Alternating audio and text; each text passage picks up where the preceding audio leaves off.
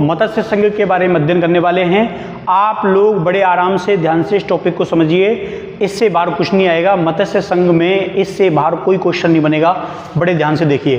तो हम लोग पढ़ रहे हैं आज मत्स्य संघ। सबसे पहले अगर हम बात करें मत्स्य संघ की बुनियाद के रूप में अगर हम देखें तो सबसे पहले अलवर और भरतपुर, उस समय इन दोनों के दोनों स्टेटों की आइडियोलॉजी एक समान थी और इतिहासकार ये कहते हैं कि आज़ादी के तुरंत बाद भरतपुर के जो शासक थे विजेंद्र सिंह, ये बनाना चाहते थे हिंदू राष्ट्र, लेकिन असल में ये प्रयास जो है वो सफल ना हुए, ये प्रयास जो है वो सार्थक ना हुए, लेकिन हिंदुत्व का जो प्रभाव है वो इनके ऊपर था। कहते हैं कि मेवात जो क्षेत्र है, यहाँ के मुसलमान जो हैं वो मेविस्तान नाम का कोई स्टेट जो है वो बनाने के लिए प्रयास कर रहे थे और यहाँ मेवात क्षेत्र में काफ़ी उपद्रव बढ़ गए थे। तो भरतपुर के शासक ने ये कहा था कि अगर भविष्य में यहाँ कोई भी ऐसी एक्टिविटी घटना हुई उसके संदर्भ में तुम्हारे ऊपर कार्रवाई की जाएगी। और अलवर के जो दीवान थे डॉक्टर खरे, ये भी बहुत कट्टर हिंदू टाइप के थे और इन्होंने भी जो मुस्लिम विरोधी गतिविधियां हैं इनको काफ़ी बढ़ावा दिया। तो इस प्रकार से एक विचारधारा डेवलप हो गई थी इस क्षेत्र के अंदर। तो सबसे पहले अगर मत्स्य संघ को हम देखते हैं तो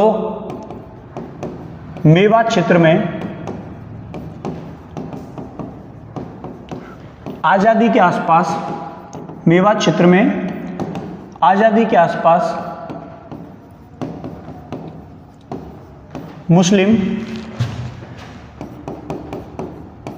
गतिविधियां तेज होती हैं। ठीक है, बताते हैं कि जो मुस्लिम हैं ये एक प्रांत बनाने पर विचार कर रहे थे और वो प्रांत था मेविस्तान।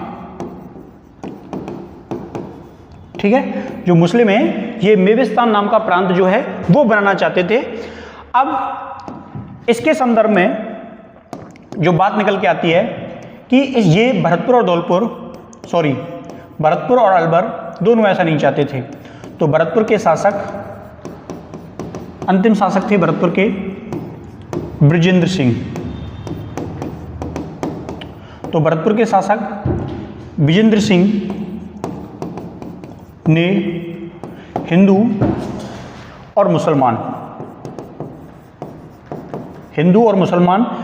हिंदू का मतलब है यहाँ पर जो हिंदुओं के उस समय धार्मिक लीडर थे और मुस्लिमों का मतलब है यहाँ पर जो मुसलमानों के उस समय नेता थे। तो हिंदू और मुसलमान दोनों की सामुदायिक एक पंचायत मान लो या सम्मेलन मान लो, एक पंचायत बुलाई। ठीक है, या मीटिंग बुला ली, पंचायत बुलाई और इनको साफ साफ कहा कि हमारे क्षेत्र में अगर कोई उत्पाद मचाया या कोई ऐसी एक्टिविटी आपने की जिसकी वजह से हमारा क्षेत्र इम्पैक्ट हुआ तो हम कार्रवाई करेंगे। पंचायत बुलाई और उत्पाद की स्थिति में कठोर कार्रवाई की बात कही।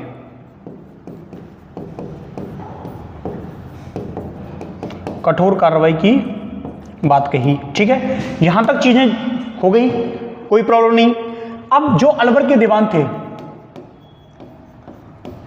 अलवर के दीवान, और इन अलवर का के दीवान थे, इनका क्या नाम था? डॉक्टर खरे। ठीक है, डॉक्टर खरे। तो ये क्या थे? इन्हें कहते हैं कि ये कट्टर हिंदू थे। अब वह आरएसएस की विचारधारा की समर्थन, आरएसएस की जो विचारधारा के समर्थक थे।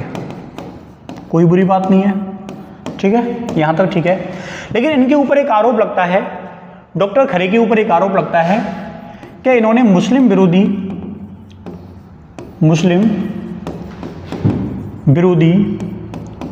गतिविधियों में भाग लिया। कैसी गतिविधियों में भाग लिया?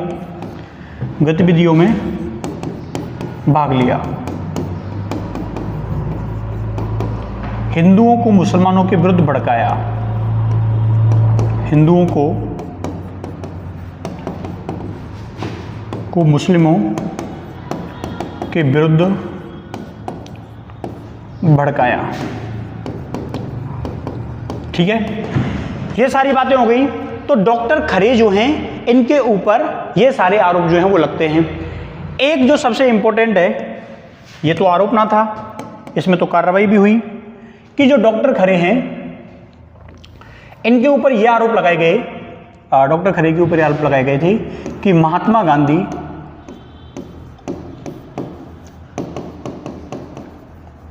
गांधी की हत्या में इनका गुप्त सहयोग था। बहुत बड़ा आरोप है ये, बहुत बड़ा गुप्त सहयोग था। ये आरोप इनके ऊपर ही ना लगा, ये आरोप अलवर के जो शासक थे, अलवर के अंतिम शासक थे तेज सिंह, अलवर के शासक तेज सिंह की भूमिका पर भी सवाल थे।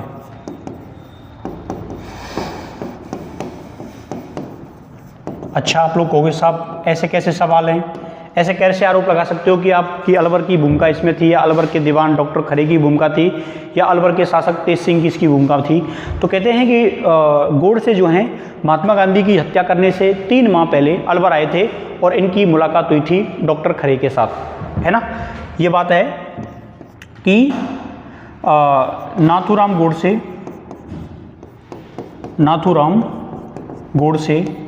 व अलवर के दीवान डॉक्टर खरे, अलवर के दीवान डॉक्टर खरे के मध्य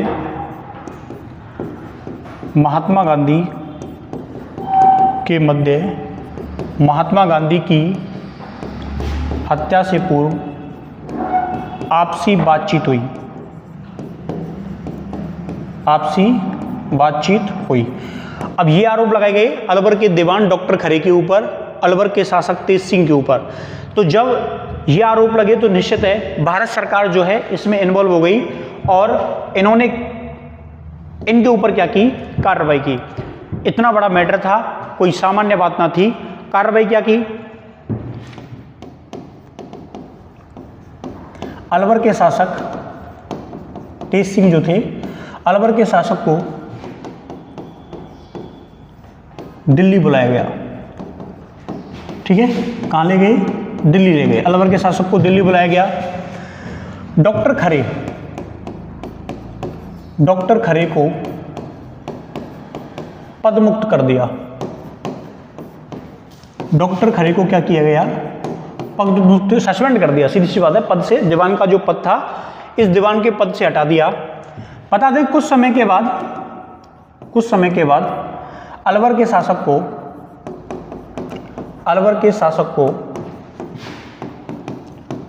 दोष मुक्त कर दिया गया।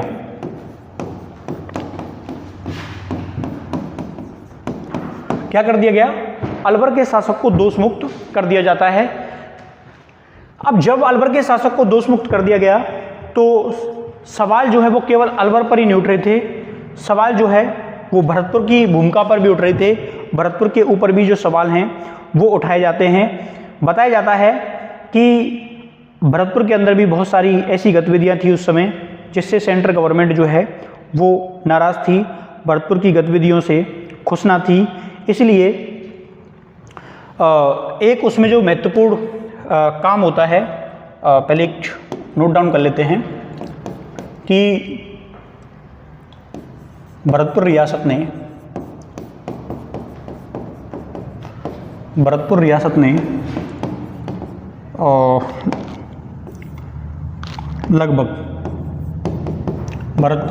लगभग 1 लाख, ठीक है, ये आंकड़ा ऊपर नीचे हो सकता है, लगभग 1 लाख मुस्लिमों को राज्य से निष्कासित किया। ठीक है, राज्य से बाहर निकाला, है ना। किताब के अंदर तो काफ़ी कठोर भाषा लिखी हुई है कि कूट पीट के बाहर निकाला था, मार पीट के बाहर निकाला था, लेकिन आप लोग याद रखना कि इनको क्या है, बाहर निकाला। तो भरतपुर रियासत ने लगभग 1 लाख मुस्लिमों को राज्य से बाहर निकाला या बाहर निकलने के लिए मजबूर किया। तो ये सारी गतिविधियां हुई। इसके अलावा एक जो इम्पोर्टेंट घटना घटित होती है, वो इम्पोर्टेंट घटना ये थी, और वो काफ़ी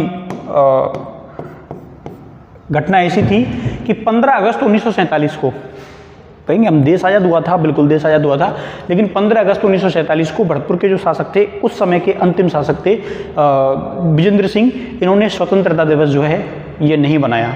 ठीक है, तो भरतपुर ने पहला स्वतंत्रता दिवस नहीं मनाया। ठीक है, या स्वतंत्रता दिवस में भाग नहीं लिया। तो ये बहुत बड़ी बात थी। ये मैसेज कहाँ पहुंचा? ये मैसेज दिल्ली पहुंचा, और दिल्ली इस बात से बहुत ज़्यादा नाखुश थी कि ये सब कुछ क्यों किया जा रहा है, ये सब कुछ क्यों हो रहा है। इसीलिए पंडित जवाहरलाल नेहरू जो हैं, पंडित जवाहरलाल नेहरू हैं, पंडित जवाहरलाल नेहरू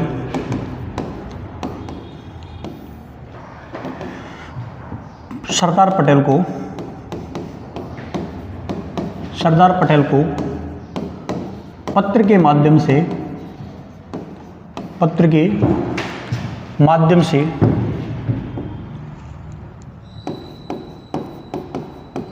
सूचना देते हैं, पत्र के माध्यम से सूचना देते हैं कि भरतपुर में आरएसएस की गतिविधियां काफ़ी तेज हो रही हैं। आरएसएस की गतिविधियां तेज हैं, लोगों को आरएसएस की गतिविधियां काफ़ी तेज हैं, लोगों को शस्त्रों का प्रशिक्षण दिया जा रहा है, ट्रेनिंग है ना।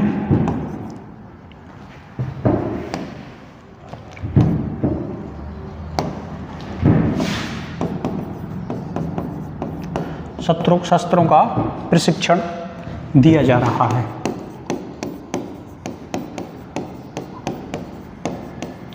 ठीक है, इस बात से दिल्ली जो है वो नाराज थी कि ये सारी गतिविधियां क्यों की जा रही हैं स्वतंत्रता के बाद। और उसमें सबसे बड़ा प्रश्न था 15 अगस्त 1947 को स्वतंत्रता दिवस के रूप में सेलिब्रेट ना करना। तो इस प्रॉब्लम ने दिल्ली जो है उसको शंका में डाल दिया, और तुरंत जो है एक संदेश आता है। वो संदेश क्या आया? 10 फरवरी 1948 को भरतपुर के शासक को दिल्ली बुलाया गया। क्या किया गया? दिल्ली बुलाया गया। और दिल्ली बुलाने के बाद 10 फरवरी 1948 को जब ये दिल्ली पहुंच जाते हैं, तो दिल्ली पहुंच जाने के बाद इनके सामने ये प्रस्ताव रखा गया था कि आपकी जो रियासत है, इस रियासत का विलय जो है वो कर दिया जाए। उससे पहले आपकी रियासत का जो कंट्रोल है वो ले लिया जाए। तो 10 को इनको बुलाया था, और 14 फरवरी मतलब 4 दिन के बाद 1948 को भरतपुर का प्रशासन और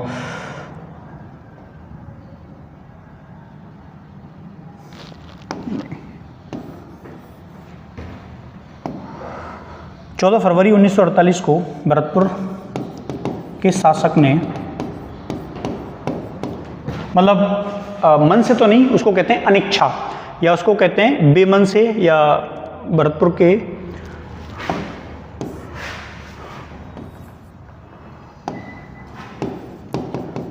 के शासक ने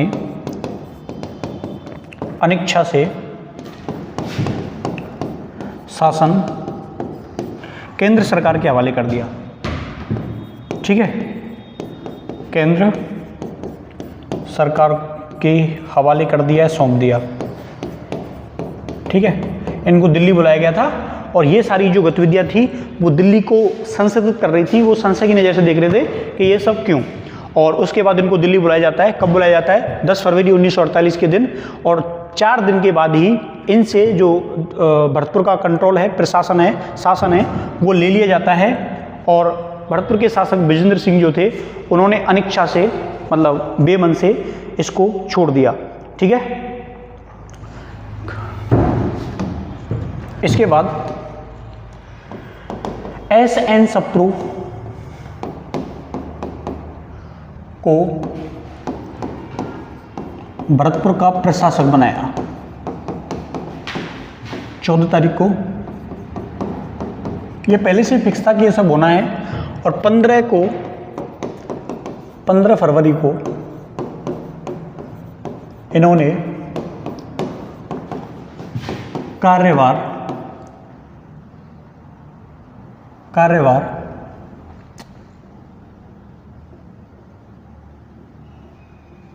ठीक है ज्वाइन किया है, जिम्मेदारी उठाई, कार्यभार संभाला, है ना, एक शब्द आता है संभाला, ज्वाइन किया। कभी कभी हिंदी के शब्दों को भूल जाते हैं। तो एस.एन. सप्रू को भरतपुर का प्रशासक बनाया गया 14 तारीख को, और 15 फरवरी को इन्होंने कार्यभार जो है वो संभाल लिया। ये बहुत बड़ी घटना थी। और उस समय पूर्वी राजस्थान के अंदर ये सारी चीज़ें हो रही थी।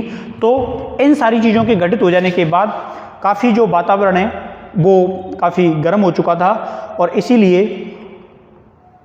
रियासती विभाग जो है वो तीनों जो चारों शासक हैं बाकी के, उनको भी दिल्ली बुला लेता है। ठीक है। तो भरतपुर, धौलपुर, करौली और अलवर के शासकों को दिल्ली बुलाया गया, के शासकों को दिल्ली बुलाया जाता है। तो चारों शासक जो हैं वो कहाँ पहुँच चुके हैं? अब दिल्ली पहुँच चुके हैं। और चारों शासक जब दिल्ली पहुँच गए तो इनके सामने प्रस्ताव रखा गया कि भाई हम तुम्हारा एक संघ बनाना चाहते हैं चारों का, क्योंकि चारों की ज्योग्राफिकल कंडीशन जो है वो सेम है। क्या है? सेम है। तो लगभग 14-15 फरवरी को ये घटना घटित हुई थी। और ये 27 फरवरी की ये बातें होती हैं कि 27 फरवरी को ये पहुँच गए और इनसे क्या करवा लिए गए? हस्ताक्षर करवा लिए गए। ठीक है। किसके हस्ताक्षर करवा लिए गए? मत्स्य संघ में विलय के, मत्स्य संघ में विलय। और इन्होंने मत्स्य संघ के विलय पत्र पर क्या कर दिए? हस्ताक्षर कर दिए। अपनी अपनी रियासतें जो हैं उनका मत्स्य संघ में क्या कर दिया? विलय कर दिया। क्यों कर दिया? क्योंकि चारों की जो ज्योग्राफी थी, भरतपुर, धौलपुर, करौली, अलवर, इनकी चारों की ज्योग्राफी, लैंग्वेज, आचरण, कला, संस्कृति सब जो है वो सेम थी।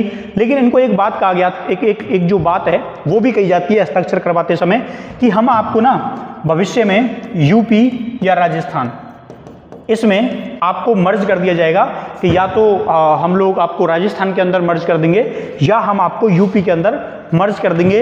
ये भी बात जो है इनके सामने रखी गई, लेकिन इन्हें कोई आपत्ति इस बारे में ना थी। और इस प्रकार सिग्नेचर हो गए। तो मत्स्य संघ के उद्घाटन की जो तारीख है वो 17 मार्च तय की गई। मत्स्य संघ के उद्घाटन की तारीख जो रखी जाती है वो रखी जाती है 17 मार्च। ठीक है, 1948। कहा कि भाई 17 तारीख को हम भरतपुर के अंदर ये मत्स्य संघ का उद्घाटन है, ये कर देंगे। लेकिन इससे भरतपुर रियासत खुश नहीं थी। इसलिए एक और घटना घटित होती है। जो भरतपुर के शासक थे विजेंद्र सिंह, इनके भाई थे मान सिंह। तो मान सिंह के द्वारा ये जो प्रोग्राम हो रहा था के द्वारा उद्घाटन में दखल दिया गया,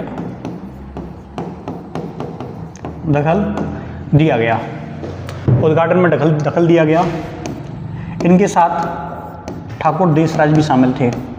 ठाकुर देशराज भी शामिल थे। दोनों को गिरफ्तार किया गया।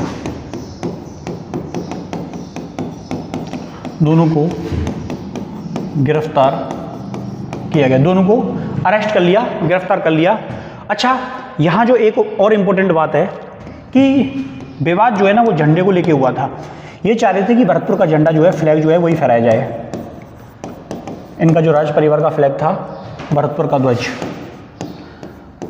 यहाँ जब इनको अरेस्ट किया गया था तो मान सिंह इस बात को कह रहे थे कि ये जो है सही नहीं हो रहा रियासत के साथ में, और जो जाटों का जो झंडा है उसका अपमान हो रहा है, ठीक है। तो ये तुलना करना चाह रहे थे राष्ट्रीय फ्लैग से, नेशनल फ्लैग से। तो भरतपुर के ध्वज के संदर्भ में ये जो गिरफ्तारी है ये हो जाती है। इसलिए भरतपुर मत्स्य संघ का उद्घाटन जो है वो एक दिन बाद हुआ, लेट 18 मार्च को उद्घाटन होता है, ठीक है। तो मत्स्य संघ का जो उद्घाटन है वो कब होता है? 18 मार्च को उद्घाटन किया गया। एक दिन बाद जो उद्घाटन है वो किया जाता है। 17 की जगह 18 तारीख को उद्घाटन है वो किया गया, और 17 से 18 तारीख को ये उद्घाटन जो है वो किया जाता है। यहाँ पर जो विजेंद्र सिंह के भाई थे मान सिंह, ये इस बात को कहते हैं कि ये मत्स्य संघ जो है, ये मत्स्य संघ जो बनाया जा रहा है ये संघ जाटों का विरोधी है, जाट संघ विरोधी है, और जो जाटों का जो झंडा है वो अब खतरे में आ जाएगा। ये सब कुछ हो जाने के बाद तो उनको गिरफ्तार कर लिया गया, और गिरफ्तार करने के बाद जेल पहुंचा दिया गया। इसके बाद एक दिन के बाद 18 मार्च को मत्स्य संघ का उद्घाटन जो है वो कर दिया गया, और इंडियन फ्लैग जो है वो फहराया जाता है, ठीक है। अब कुछ इंपॉर्टेंट पद हैं जो दिए गए थे, उनमें राज प्रमुख जो है,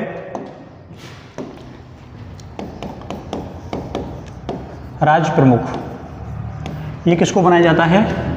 उदयभान सिंह। ये कहाँ के थे? धौलपुर के शासक उदयभान सिंह धौलपुर। इसके अलावा उपराज प्रमुख किसको बनाया गया? करौली के शासक को उपराज प्रमुख।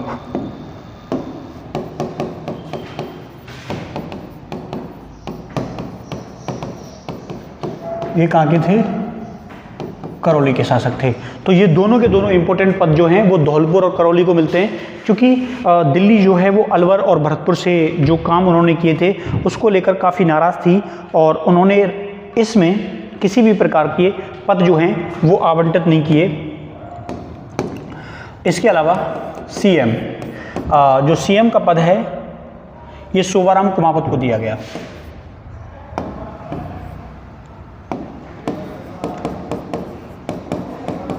शोभाराम कुमावत को, ठीक है। तो ये पद जो हैं वो आपको विशेष रूप से याद रखने हैं। ये तीनों के तीनों जो पद हैं ये काफ़ी इंपॉर्टेंट पद हैं। राज प्रमुख उदयभान सिंह, उपराज प्रमुख गणेश पाल सिंह ये करौली के थे, और सीएम का जो पद है वो शोभाराम कुमावत को दिया गया। अगर हम बात करें कि कुछ अन्य सदस्य जो थे, जैसे जुगल किशोर चतुर्वेदी,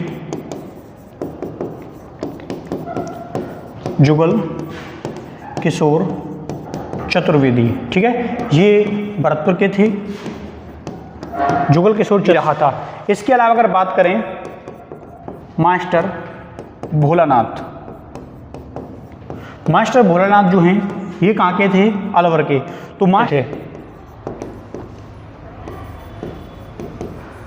चिरंजी लाल शर्मा, चिरंजी लाल शर्मा जो हैं वो कहाँ के थे? करौली के थे। इस प्रकार मत्स्य संघ के प्रमुख आपने प्रमुख पद देखे।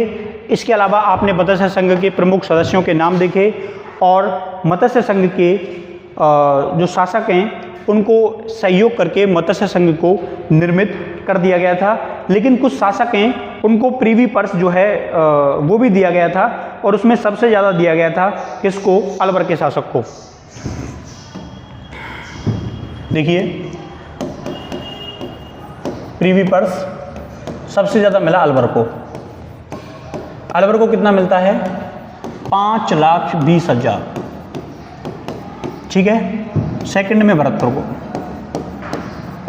भरतपुर को थोड़ा कम मिला था, लेकिन बराबर आप लोग समझिए 2,000, ठीक है। लगभग 18,000 का अंतर होता है दोनों के प्रीवी पर्स में। अलवर को मिला था 5,20,000 और भरतपुर को मिला था 5,20,000, ठीक है। तीसरा और चौथा हम बात करें करौली और धौलपुर। करौली को लगभग 1 लाख रुपए की समथिंग दिया गया था और धौलपुर को 2,64,000 के समथिंग जो हैं वो पैसे दिए गए थे। लेकिन आप अलवर और धौलपुर के स्टार हैं, मोस्ट हैं, इन दोनों को आपको क्या रखना है, ज्ञात रखना है, ध्यान रखना है। तो अलवर को कितना मिलता है 5,20,000, भरतपुर को कितना मिलता है 5,02,000, ठीक है। धौलपुर को जो है 2,64,000 और करौली को लगभग 1 लाख के आसपास प्रीवियस जो है वो मिलता है। अब आप लोगों के मन में सवाल आएगा कि साहब जो संघ है इसकी जनसंख्या कितनी थी और आय कितनी थी। दो इम्पोर्टेंट जो लाइन है वो देखिए कि जनसंख्या कितनी होती है मत्स्य संघ की।